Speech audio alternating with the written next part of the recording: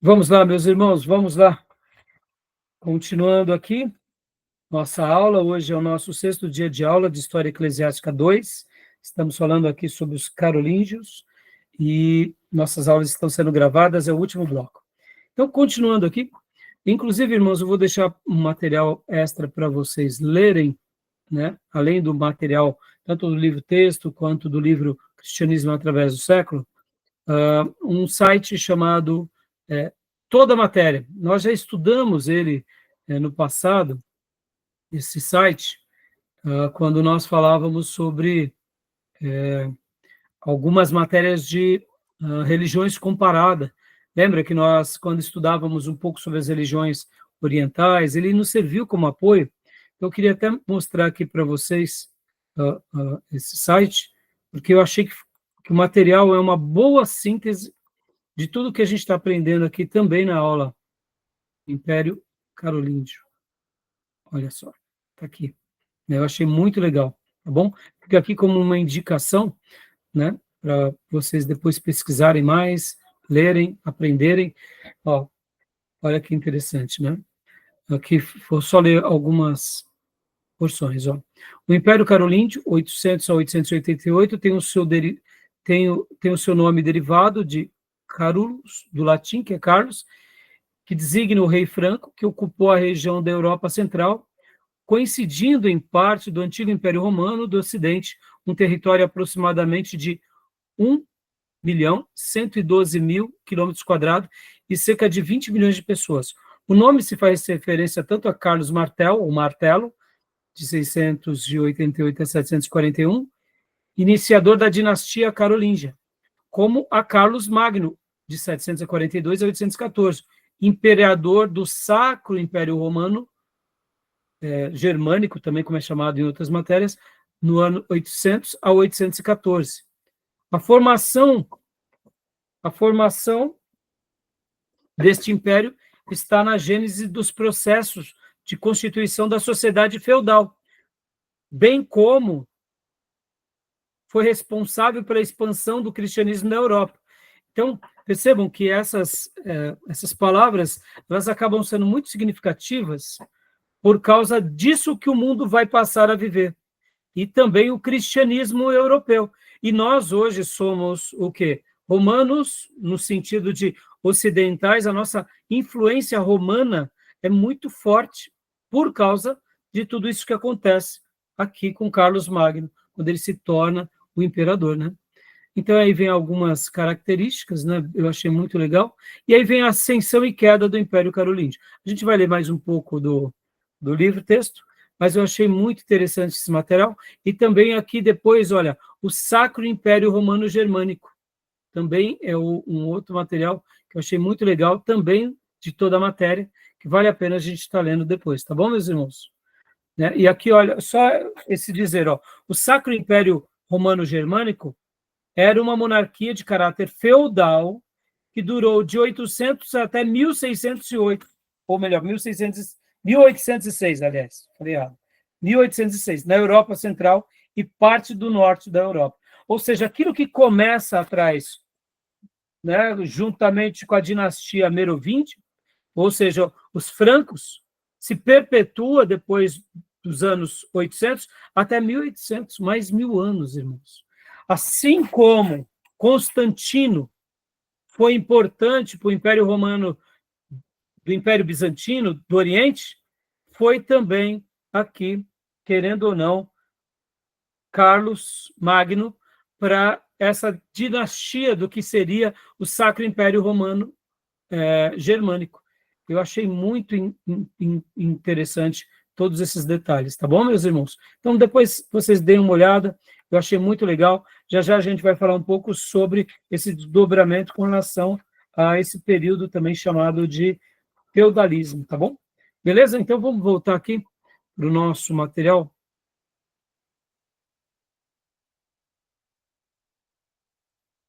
Como eu disse, irmãos, quando a gente pensa um pouquinho, né, sobre a postura do povo alemão, do povo francês. Olha a história que carrega os franceses, né, irmãos?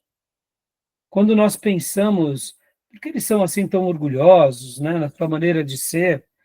Eles têm uma história muito vasta, muito grande atrás deles. Ou seja, essa questão do domínio, da conquista, é algo muito presente no dia a dia de cada um desses povos. Nós, como brasileiros, temos 500 anos de história e a nossa história é uma colcha de retalho, né? Nós não temos grandes heróis, e os que temos ainda tentam distorcer a história sobre eles. Percebam como é complicado, né? Por isso que quando a gente começa a estudar um pouco da história mundial, a gente começa a ver como os desdobramentos eles foram importantes, são importantes até hoje. A postura de um povo, o biotipo do povo, o comportamento daquele povo, a maneira que eles pensam, está muito ligado à sua história, né? Tá bom? Então, voltando aqui para o livro-texto, para a página 150, né? Ou melhor, não, o livro-texto, né? Que é o livro O Cristianismo através dos Séculos. Agora, leia para nós, pastor Johnny. Carlos Magno foi também um homem de guerra. Olha aqui, ó, não tem nada a ver, né? Aqui já mostra também que a criação, a gente vai tratar nas aulas futuras, aquela fase das cruzadas, a gente começa a entender um pouco melhor aonde tudo se sedimenta, aonde tudo está fundamentado, né? Leia para nós, pastor Johnny, por gentileza. Carlos Magno foi também um homem, por favor. Vamos lá. Carlos Magno foi também um homem de guerra, participou de cerca de 50 campanhas militares durante seu reinado, uma tentativa de acabar com a anarquia dentro dos seus domínios e expandir suas fronteiras para a Itália, o que conseguiu quando derrotou os lombardos e para a Alemanha, o que também conseguiu com a conquista dos saxões. Dobrou as posses do pai, até anexar toda a Itália ao sul de Roma, a maioria da atual Alemanha e toda a atual França. Nunca tanta terra esteve desde o tempo do Império Romano, dominada por um só governo. Como isso se devia ao gênio de Carlos Magno, o reino não sobreviveu à sua morte, em 814. Aquilo que nós já mencionamos, mais uma vez, isso que ele faz, não teve filhos preparados para dar sequência, né? Então, pode continuar lendo para nós, pastor, por favor. Opa, desculpa.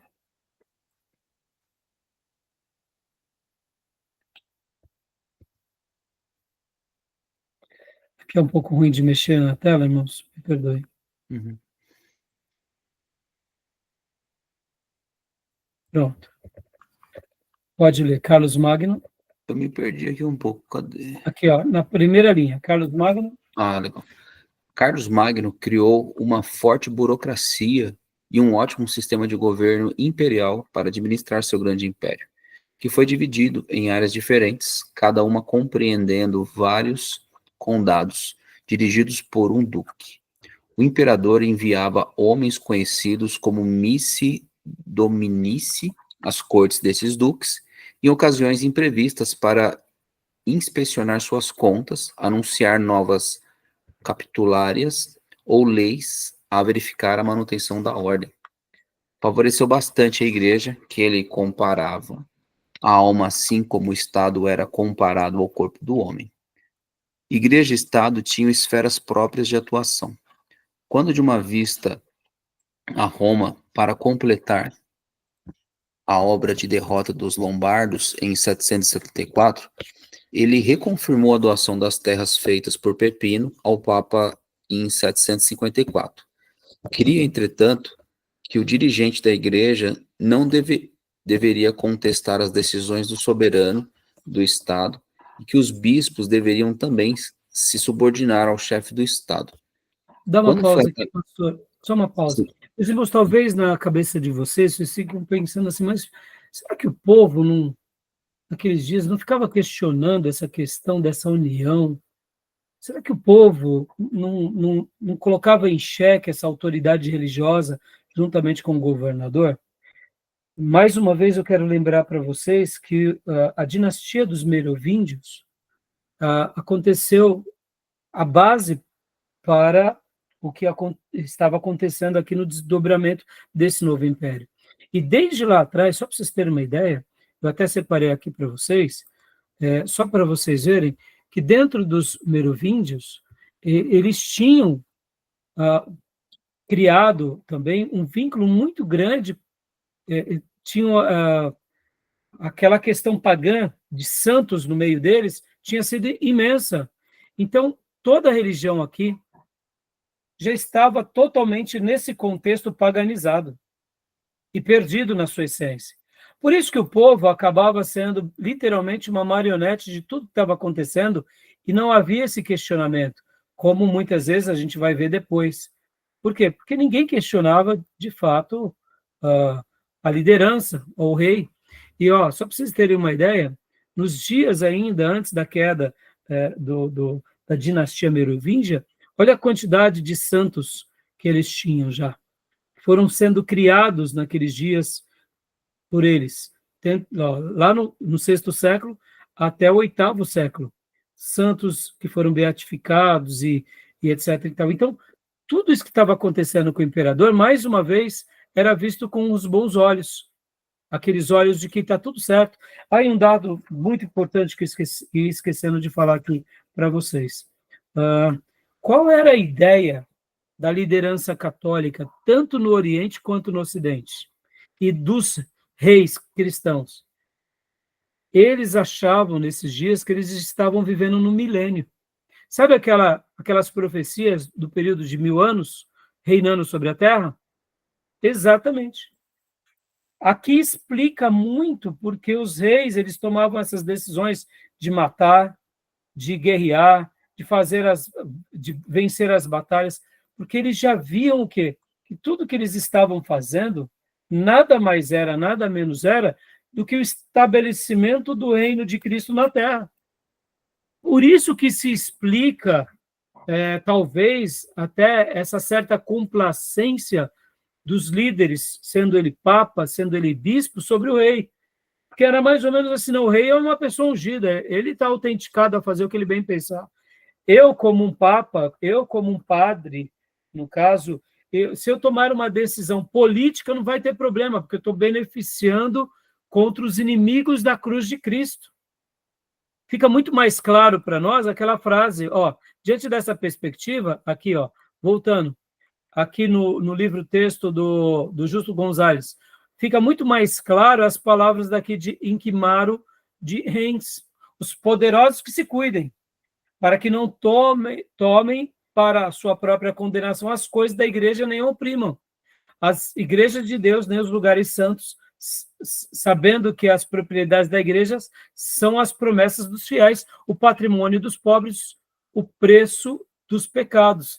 E por isso que fica claro para nós essa questão, quando a gente começa a entender eles nesse momento. Não estou autenticando a atitude deles, mas estou mostrando como eles se deixaram levar por esse pensamento e o quanto isso foi prejudicial para eles. Interessante, né? Não sei se vocês já tinham ouvido falar sobre isso, que eles tinham essa impressão de que o mundo agora era o reino de Cristo na Terra.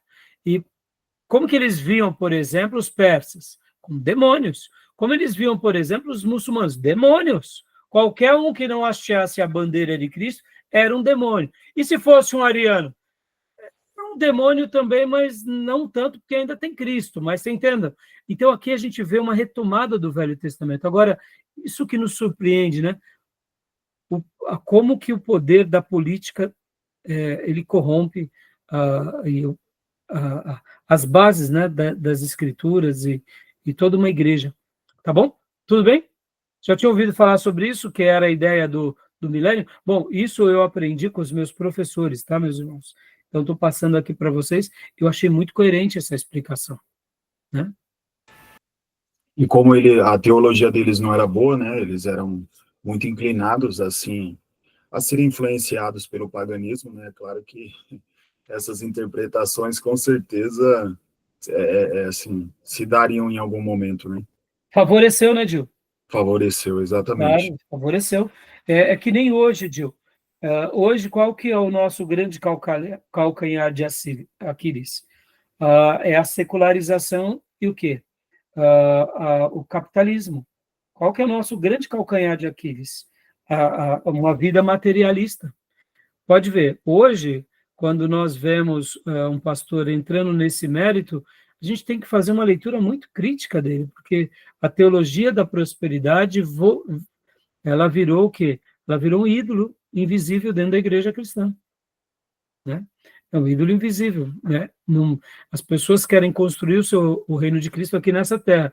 Aí une-se a isso. Há um desejo político de conquista. Há pessoas extremamente gananciosas e materialistas, que não vislumbram as promessas do porvir. É o nosso dilema, né? Claro que nós temos outras coisas, nós temos também o paganismo, nós temos também a satisfação por causa dos pecados, mas assim, perceba, cada momento da história ensina um perigo, né? Então, pastor Johnny, continue para nós. Uma pergunta. Pois não. Nesse período aí, me parece, não sei se os historiadores relatam, que não aparece, entre aspas, não apareceu no período da patrística, né? As heresias que a Igreja Católica, naquele período foi a Igreja dos pais da Igreja que condenaram. E criou até o Concílio de Nicéia, etc. A teologia foi muito relevante, né, dentro do âmbito dos pais da Igreja. Mas nesse período aí, a gente não dá para saber, não sei se tem algum relato, se surgiu algum herege, alguma coisa, porque a história conta que só em 1184 que surgiu a Inquisição, né? Condenando tudo que... Não sei se... Fosse contra, né? Então, mas, Júnior, porque houve essa tomada da substituição, né? Não é que não houve uma literatura, houve. Pode ver que nesse material aqui, o Cristianismo em Quadros, olha só, quando a gente vê, por exemplo, a história da igreja medieval, quando a gente começa a pegar, principalmente aqui, os líderes da igreja, teve literatura, algumas um pouco mais voltada para uma defesa das escrituras, mas muito pouca coisa, porque aqui o que regia na Idade Média já não era mais o quê? Não era mais a Bíblia. Agora aqui foi tomada a tradição. Por isso, quando eu falo que o romanismo ele tem a sua ascensão, mesmo que aquilo que você falou há pouco, né? A gente não vê mais debate teológico interessante e não vai ver mesmo. É isso mesmo. O que vai existir de debate teológico vai ser aqueles debates teológicos querendo justificar as heresias do romanismo. Por exemplo, o purgatório, a extrema-unção, os sacramentos, a mariolatria, a beatificação dos santos, a intercessão aos santos. Então, toda a base escriturística foi sedimentada. A Bíblia era agora só um apoio. O novo apoio era o quê? A tradição. E mesmo que eu falei há pouco dos benefícios do império, do novo império romano, germânico, com relação à política para preservar dos muçulmanos, isso não significa que houve uma preservação da doutrina, não. Eles se enfiaram, né, em queda livre no abismo doutrinário. Pode ver, quando há alguns dissidentes, pequenos dissidentes, eles são colocados à margem, Júlio. Sim, mas nesse período aí, antes, a gente via que era coisa pontuais, era coisa relativa à questão espiritual.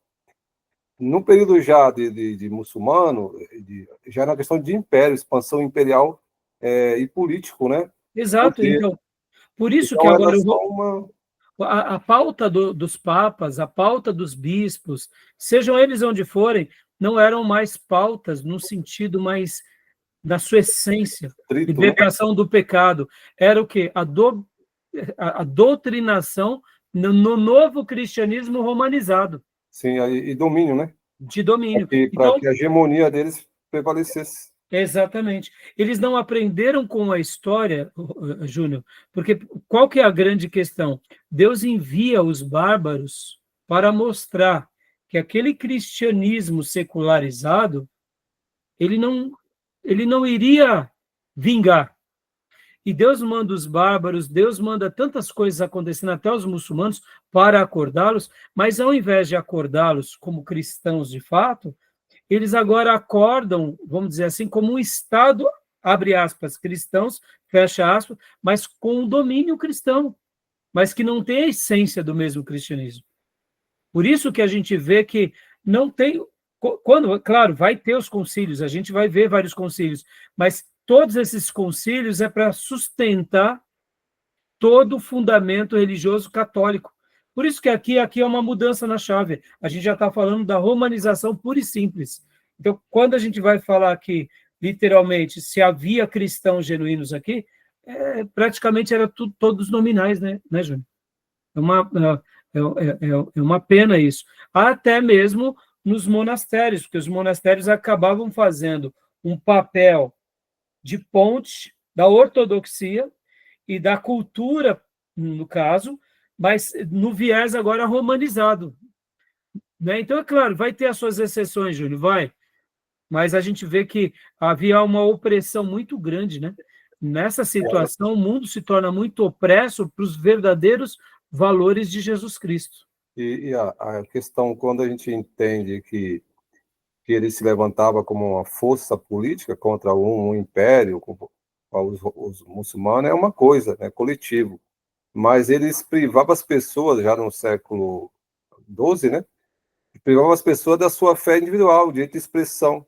O cigano, é chamado de bruxo. Exatamente. Ou seja, daqui em diante só piora. Melhora no que se diz respeito à política, se diz respeito à civilização, à preservação contra os muçulmanos, mas piora espiritualmente porque surge uma outra igreja.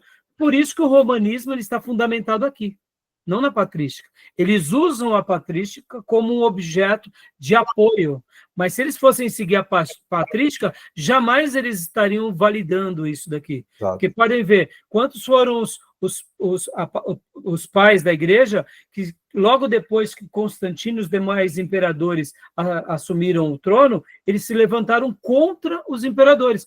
Vê agora se alguém vai falar alguma coisa para Carlos Magno. Pelo contrário, ele vai virar de novo o bispo dos bispos, então, mesmo matando horrores. Você vê nesse contexto que nós estamos hoje, por exemplo, se tem hoje um culto afro que está batendo tambor, a minha rua aqui bate direto tambor aí. Se fosse esse contexto da igreja desse período, da época da Inquisição, não ia ter liberdade. Não, exatamente. Então, por isso que também é muito bem colocado, Júnior, quando alguns autores, o próprio Daniel Hopes, o próprio Justo Gonçalves chama de período de escuridão, é também por isso. Mas a gente não pode... É escuridão em que sentido, Júnior? Espiritual na sua essência. Fugindo daquilo que a Bíblia tinha deixado e como a patrística tinha ensinado. Ignorância. Por outro lado, a gente não pode dizer que também aqui, por exemplo, quando surge uma universidade, isso não foi bom para a sociedade. Foi bom para a sociedade. Mas, mesmo assim, como tinha aquele lado opressor, para a verdadeira religião, foi um período de trevas. Isso é inegável. Então, né? Chama de ignorância.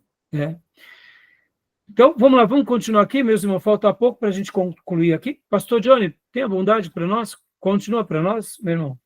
Vamos lá. Quando foi atacado por um grupo em Roma, quase morto, o Papa Leão III deixou Roma e foi para a corte de Carlos Magno.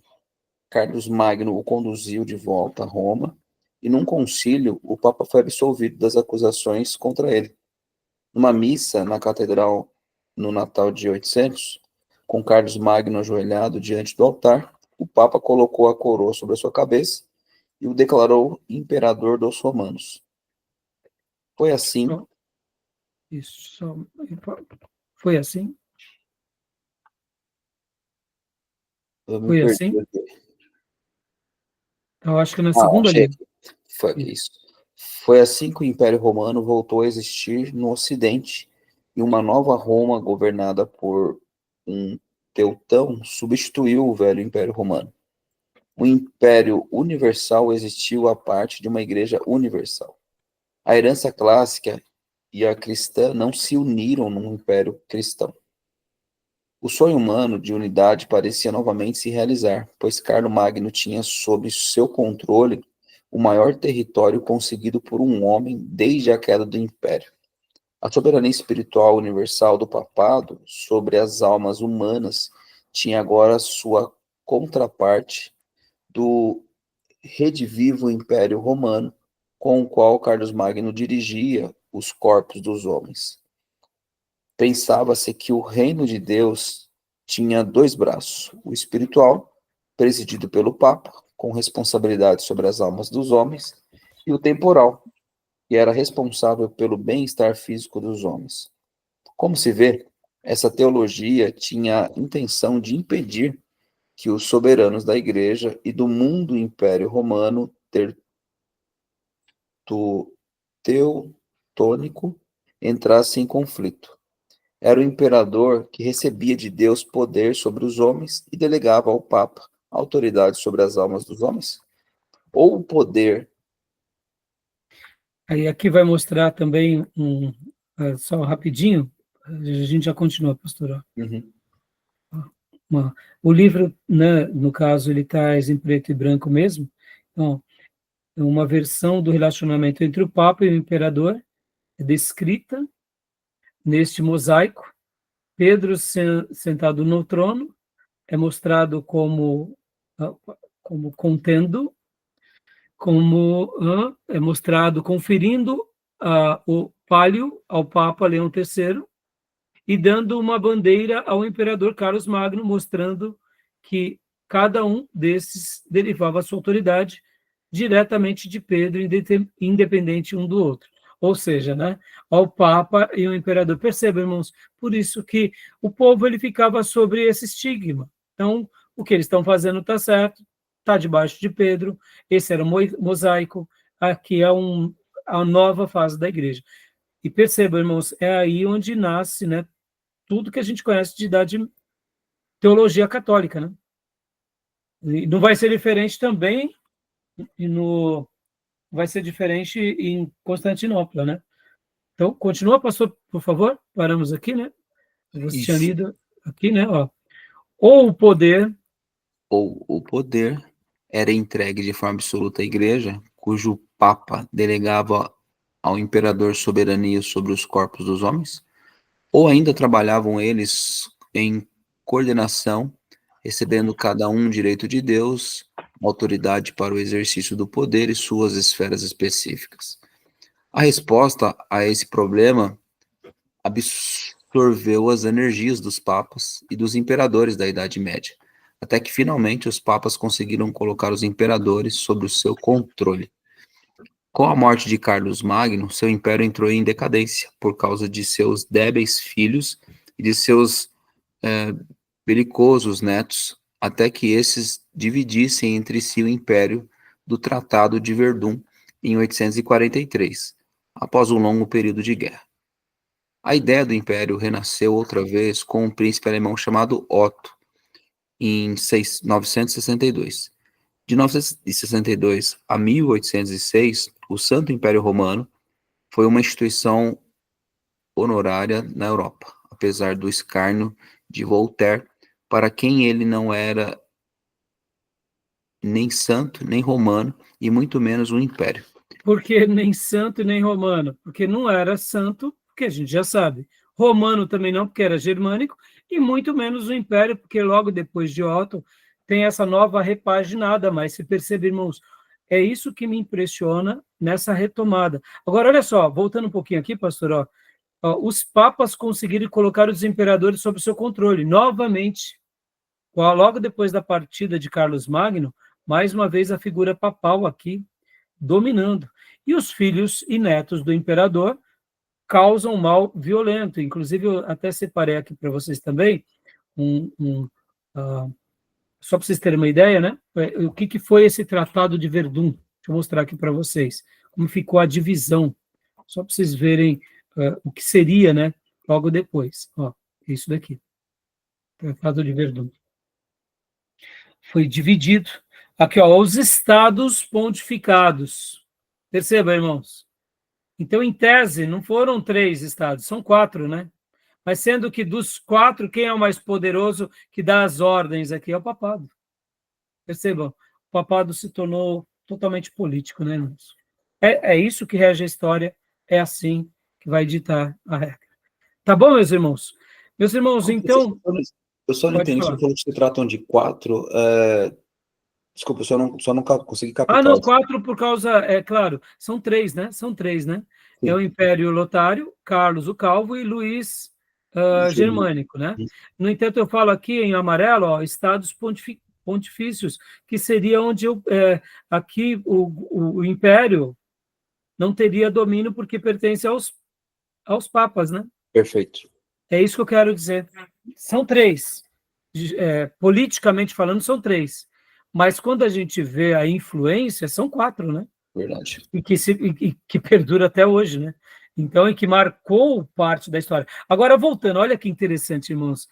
Fica claro agora, olha só, fica claro o porquê houve a divisão entre Oriente e Ocidente em 1054? Ou não? Ficou claro ou não? Mais do que claro, né? Olha a força do Império Romano que surge no Ocidente e olha a força do Império Romano ainda lá do Império Bizantino no Oriente. 1054 só foi uma questão religiosa, mas a gente sabe, já estavam mais do que divididos, né? Força de poder mesmo, né? A divisão. Tá bom, meus irmãos? Então, pastor, onde você parou aqui no texto? Tá. Bom, vou pedir só para você ler mais, deixa eu ver, porque agora eu quero falar, para a gente finalizar, Carlos Magno. Dá para ler sim. É só mais esses 2 aqui. Leia mais para mim esses 2 parágrafos, pastor. Pois não. A parte da morte a gente já leu, então... Já leu, né? Isso. Carlos Magno dedicou-se de corpo e alma ao progresso cultural. Seu governo imperial de 800 a 814 foi um período de desenvolvimento cultural, chegando mesmo a ser conhecido como a Renascença Carolíngia.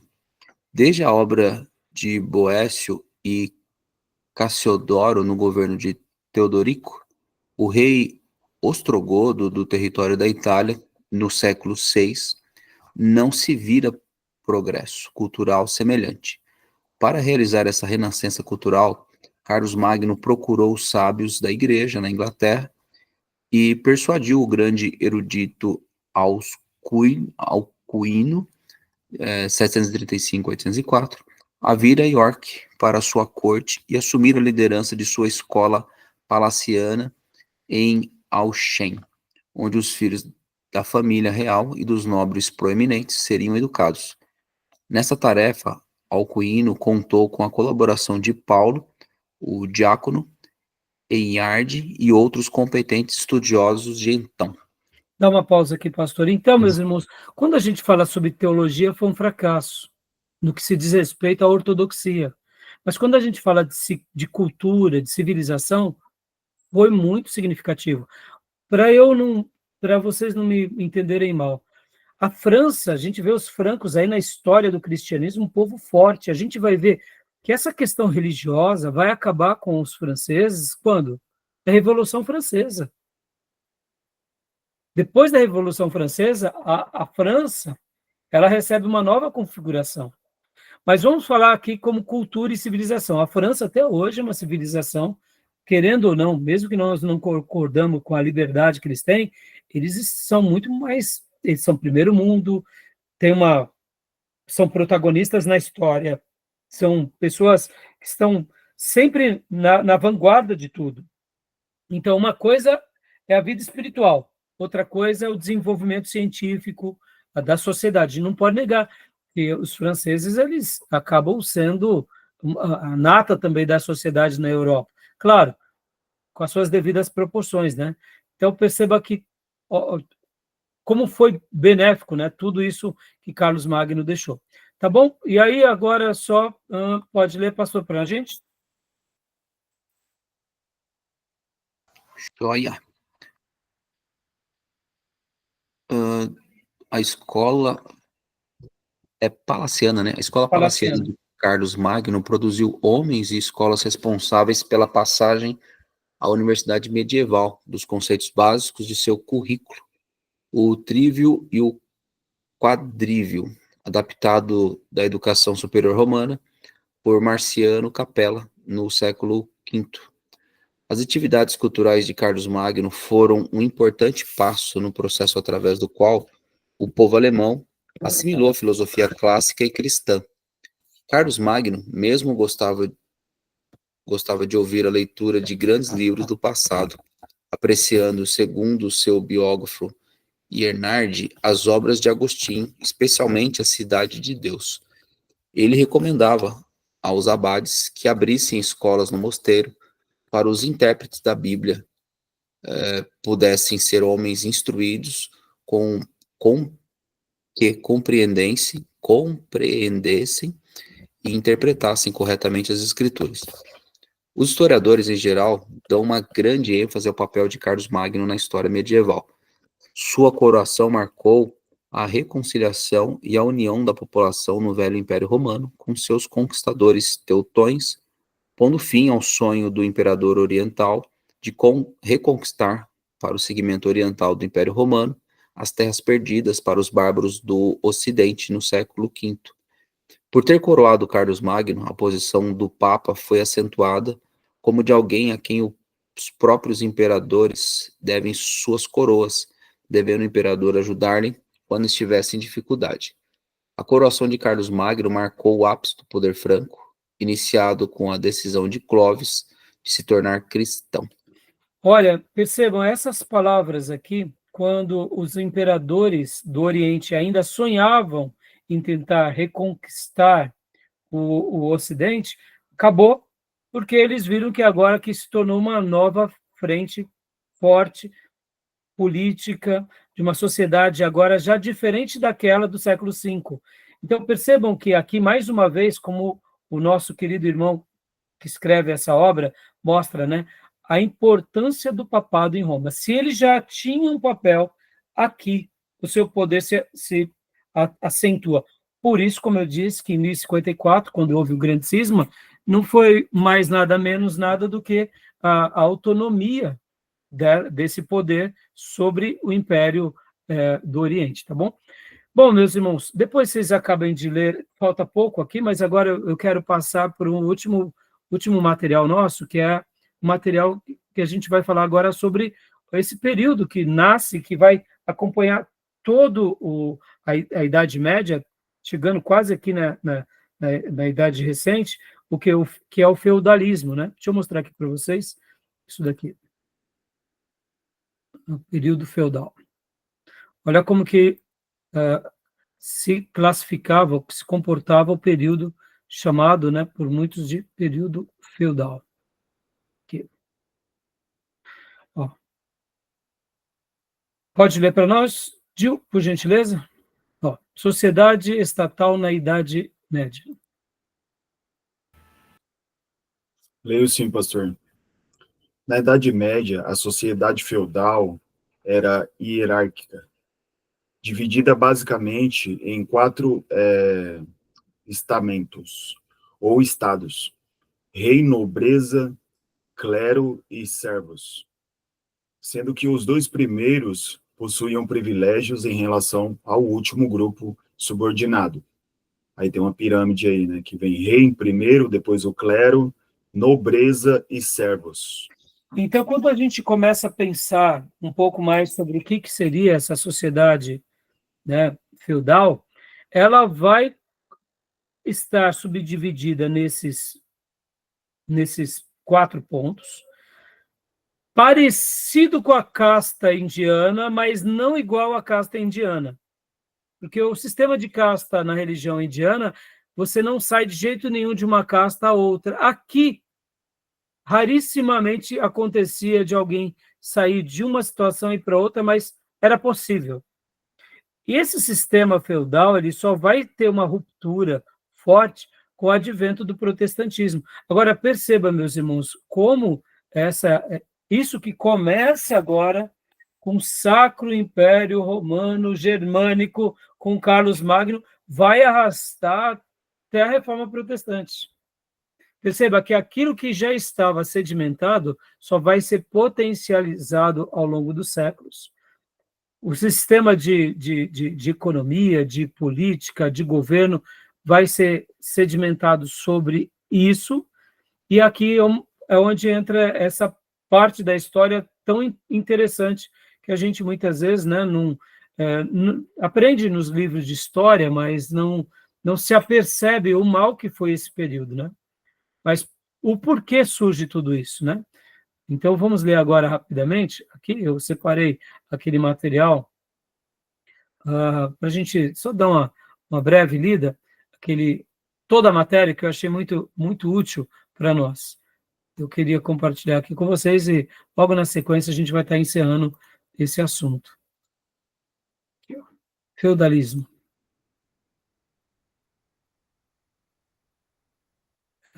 Aqui, deixa eu pegar aqui. Feudalismo. Ó, o feudalismo, meus irmãos. Não, deixa eu só fechar esses aqui para não me perder. Sociedade, não. Aqui. O que foi feudalismo? O que foi a sociedade e características? Leia para nós, Gil, por gentileza, o feudalismo. Está dando para ver? Sim, dá para ver. Pode ler. O feudalismo foi o modo de produção econômico, político e social baseado na posse da terra, o feudo, que predominou na Europa Ocidental durante a Baixa Idade Média. Ele surgiu da mistura dos costumes romanos e germânicos, através das invasões bárbaras no então Império Romano do Ocidente. O feudo era uma grande propriedade rural que abrigava o castelo fortificado, as aldeias, as terras para o cultivo, os pastos e os bosques. Características do feudalismo. Economia feudal. A economia do feudalismo se caracterizava pela produção autossuficiente, pois se destinava ao consumo local, dentro do próprio feudo, e não ao comércio em larga escala. Na época de boas colheitas, os excedentes eram trocados em feudos vizinhos, ou nas feiras que ocorriam nas cidades. Muitas vezes o comércio ocorria através do intercâmbio de gênero e não moedas. Porém, estas existiam e eram emitidas por cada feudo. Por que, meus irmãos, o sistema feudal ele ganha força? Porque não há essa continuidade, muitas vezes, desse império. Mas, ao mesmo tempo, ao longo dos séculos, vai tendo essas mudanças de reis, de novas nações que vão surgindo, mas a figura papal aqui, ela é fundamental também. Ela vai ser extremamente forte, olha só. A sociedade feudal, leia para nós, Júnior, por gentileza. Sociedade feudal. A sociedade no feudalismo era chamada estamental, porque era composta por camadas sociais que se diferenciava pelos privilégios que possuía. Existia 3 estamentos sociais: a nobreza, clero e servos. Quase não existia mobilidade social, e passar de um estamento social para outro é praticamente impossível. Por isso que era chamado aqui de denominada estamental. Pensem, por isso que, mais uma vez, irmãos, perceba, nessa igreja que tinha sido uma ruptura da patrística, agora o mundo para até mesmo no seu progresso tecnológico. Pastor, talvez você diga assim, mas e as universidades? Aí eu digo, ela servia para quem, irmão? Servia para o povo? E as escolas, ela servia assim para o povo, mas você concorda que tudo que funcionava tinha um propósito? Quem era o propósito? A nobreza e o clero. E o povo servia quem? Esses daqui. Então, é aqui que, né, eu gostaria de deixar hoje essa matéria para vocês, só para a gente poder refletir um pouco nesses desdobramentos que, querendo ou não, estão inseridos totalmente no pano de fundo do cristianismo. Tá bom, meus irmãos? Tá joia? Né? Então, querem fazer mais algum comentário? Aqui também ele mostra, olha só que interessante. Além dos servos, havia outros trabalhadores, como os vilões, os ministeriais, os escravizados, né, irmãos? Então, perceba, tinha os seus desdobramentos, né? E nessa figura aqui mostra bem, né, um pouco nessa pintura o que eram os sistemas feudais. Os castelos, né, ao fundo, a corte e o povo trabalhando para manter esse povo, de fato, agora os príncipes, né, os monarcas da burguesia, né? Tá bom? Beleza, meus irmãos? Tranquilo? Você viu o que começa com a dinastia merovíngia, o que vai depois para a dinastia carolíngia, ela se propaga e chega até 1800, ou seja, século XIX, né, de uma forma ou de outra. Mesmo, é claro, teve vários desdobramentos, mas eu quero acreditar que hoje a gente aprendeu bastante, principalmente sobre a importância da retomada do Sacro Império Romano Germânico, o teutônico, né? Tá bom? Beleza. Beleza, meus irmãos. Então, Beleza. né? Alguma pergunta, alguma dúvida? Tranquilo. Eu Podemos achei parar? interessante perceber que, né, com todos esses desdobramentos aí da história aí, né, a gente viu que o cristianismo ele foi meio diluído, né, no meio de todas essas histórias, mas que foi que nem o pastor disse, foi uma permissão de Deus, né, coisas mais terríveis poderiam ter acontecido que nem, né,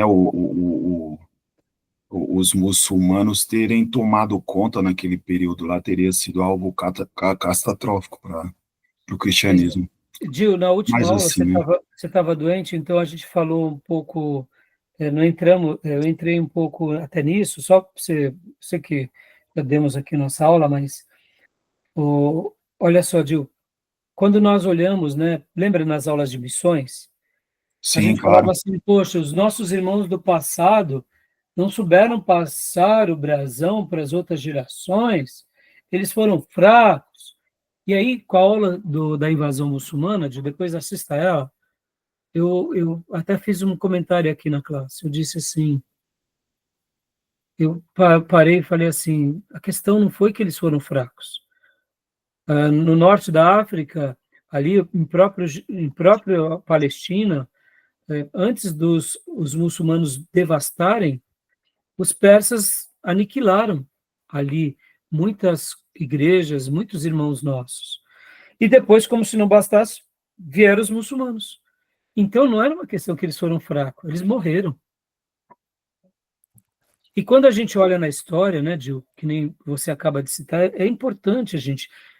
Por isso que estudar a história, olhar para trás, a gente se torna até mais complacente. Não é dizendo aqui que o grande erro daqui, irmãos, está onde? Na liderança cristã. Porque esses papas, esses patriarcas, esses bispos, ou seja, esses novos sacerdotes, se corromperam, se degradaram, os abades, se deixaram levar. Essa é a palavra.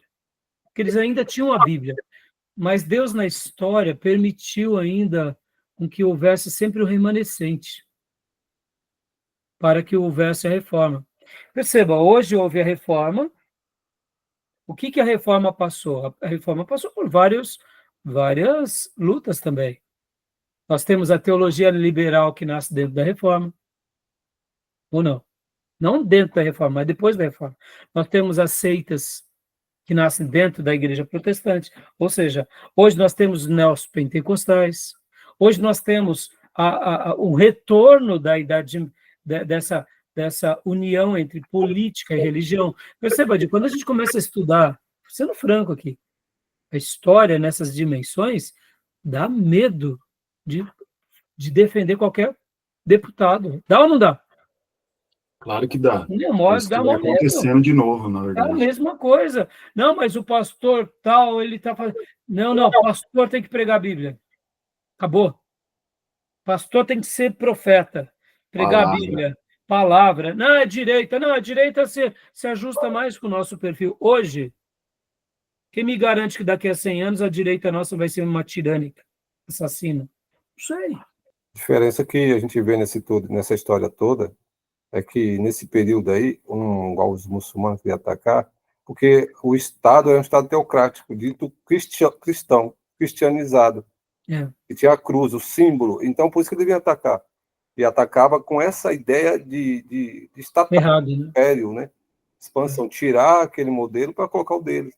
Porque se não existisse a questão política, né, um Estado laico, as pessoas podem viver a sua vida privada, sabe, sem ter um Estado que tem as suas insígnias de uma religião estatal. Sim, sim. Mas você vê, né, Júnior, quando eu falo isso e faço a crítica aqui da direita, não é? Eu espero que não. Eu espero que nós, protestantes, ensinemos as novas gerações a fazer política correta, separando a igreja do Estado, não fazendo da fé protestante ou cristã um trampolim para a política. Perceba, sendo profeta quando os nossos, ou sejam os políticos de direita, do centro, estiverem fazendo loucuras, a gente denuncie como profetas, você entende? Por isso que estudar história é maravilhoso, e por isso que eu fiz questão de pegar hoje a dinastia Merovíndia e a dinastia Carolíngia para mostrar, olha, tá na nossa, tá diante de nós, tudo isso. O tempo todo, como isso foi forte para mim nessa aula.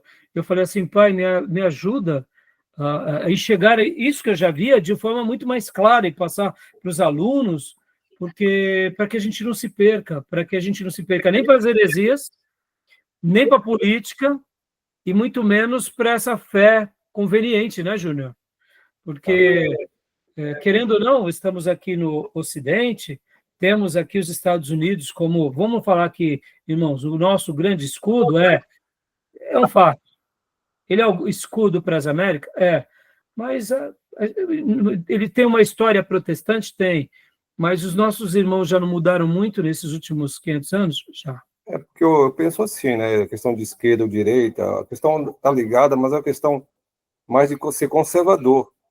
Porque, sem importar a questão política, porque o que vem aí contra o que nós acreditamos, nossos valores, o princípio como conservador, é a ideologia que geralmente está ligada à esquerda. As ideologias se contrapõem àquilo que a gente acredita. Porque... Mas sabe quando eu falei sobre essa questão, Júnior? Eu quis dizer o seguinte, muitas vezes, mesmo de direita, amanhã a gente começa a ser meio belicoso. Não, mas estou dizendo assim, porque quando você se você é de conservador ou direita, não sei, você vai procurar votar em uma pessoa que está dentro dos seus princípios, para que te representa. Não, claro. Ele vai lutar contra as pautas que a gente... Claro. E como a gente tem visto, e eu sou sou favorável, né? Uhum. Mas o que eu quero dizer, Júnior, é assim, como que vai ser os desdobramentos na história amanhã? E é isso que para nós, porque qual que é a proposta do nosso curso aqui? É formar o quê? É formar ministros para servir a igreja quando? Hoje, amanhã e nas próximas gerações. Sim, claro. E então, como que vai estar sendo todo o movimento de direita daqui a 20 anos? Será que a gente vai estar vendo eles literalmente indo para um confronto armado para destruir quem pensa ideologicamente contrário? Porque a história vai se repetindo. Será que os pastores vão apoiar isso? E aí essa é a proposta. Aprender com a história para não cometer esses erros. Porque enquanto a gente está conservando os valores de direita, joia, vamos fazer isso. Mas a linha é muito tênue, né? E a gente vê que muitos líderes do passado foram legalizando, se corrompendo, e quando foi ver, o negócio degringolou. Então, eu quero crer que a gente está aqui para fazer a diferença e que a gente vai retomar o que a verdadeira reforma protestante e todos os reformados levantaram. E a gente vai continuar fazendo esse papel, né? Por isso que a gente tá aqui. Eu penso que os valores, enfim, que um avivamento ou a reforma protestante, ela vai partir da igreja independente de valores políticos. Sim, sim. Agora, o que nós chama a atenção é que nós temos que fazer escolha, eleição de pessoas que é do nosso viés Sim, não, político. sempre, Essa sempre. ideia. Não, e eu não quis aqui, Júnior. Não, eu sou de direita, eu vou defender, mas aqui fica uma lâmpada piscando. Ó, vamos aprender com a história, vamos tomar cuidado, porque de uma forma ou de outra, a gente vê que pessoas poderosas na fé se unem. E a gente vê isso, né, Júnior? Ó, pode ver, hoje muitas igrejas sérias que têm 100 anos estão totalmente politicadas, né? Politizadas, Não, né? eu não estou falando, não, eu estou falando uma questão privada, Sim, sim. tanto eu, individual, não estou falando da igreja, ela encabeçar, líderes políticos se encabeçar nessas pautas. Não, mas quando eu falo aqui, eu sei que hoje nossa classe aqui, ela está, né, tá com vocês, tem alguns outros alunos que vão voltar, mas eu não sei se no futuro quantos alunos a gente vai ter e quantos vocês vão influenciar. Então, eu estou pensando que amanhã vocês serão líderes. Como eu sou um pastor local, vocês já são líderes, vão continuar crescendo. E se a gente tomar cuidado, é em prol disso, né, Júnior? E quem sabe essas aulas podem estar sendo um alento daqui a 10, 20 anos para um movimento de direita que está se perdendo, entendeu? Porque a questão, quando fala da fé na vida privada, que ela se estende na vida pública, na vida privada é você como indivíduo, na sua casa, sua família. E pública é exercício lá fora, evangelizar. E ter esse direito, porque você vai escolher líderes que têm que preservam esses valores. Sim, sim. Para que a lei mantenha esse direito, né? Sim. E a gente tem que viver, nós não podemos ser apolíticos, mas a proposta é para que a gente vigie o tempo todo. Não pode ser partidária, né? E a gente não possa dar a César o que é de Deus e dar a Deus o que é de César. Não, certeza. Mas a gente se perde nisso o tempo todo. E aqui está diante de nós hoje 2 temas que a gente trabalhou nesses 3 módulos, que foi isso, né? Deram para quem não podia ser dado e se mantiveram aí. Porque, se for analisar como conservador, o cristianismo trouxe uma contribuição para a civilização monumental. Se você analisar, antes não tinha hospital. O hospital só existiu com o cristianismo. Não, exatamente. E eu tenho um livro aqui, Júnior, eu não sei onde ele está agora, mas ele é de um jornalista que ele escreve sobre exatamente isso, os benefícios do protestantismo. Sim. Nos países, pode ver que a Europa, de uma forma geral, todos os países que passaram pela reforma protestante, eles são protagonistas no mundo. Sim, de matriz protestante. Os únicos... Aí talvez alguém fale, mas e o Japão? O Japão passou por uma guerra, passou por 2 bombas atômicas. Então, ele é uma exceção na curva.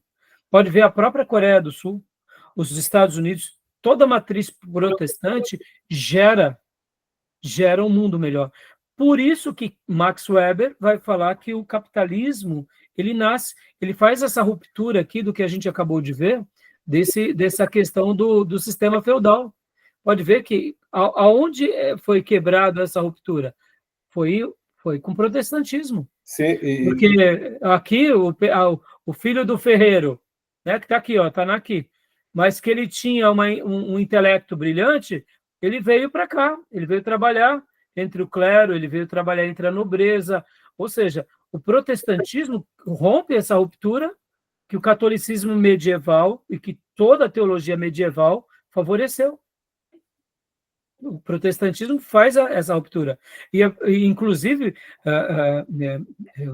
o comunismo vai falar que o capitalismo, a culpa do capitalismo é do protestantismo. Não é que é a culpa. Irmãos, é aquilo lá. Que nasce o capitalismo do protestantismo não é problema. O capitalismo exacerbado nasce de pessoas corruptas, e inclusive de cristãos corruptos. Gente, né? Tá bom? Exploradora.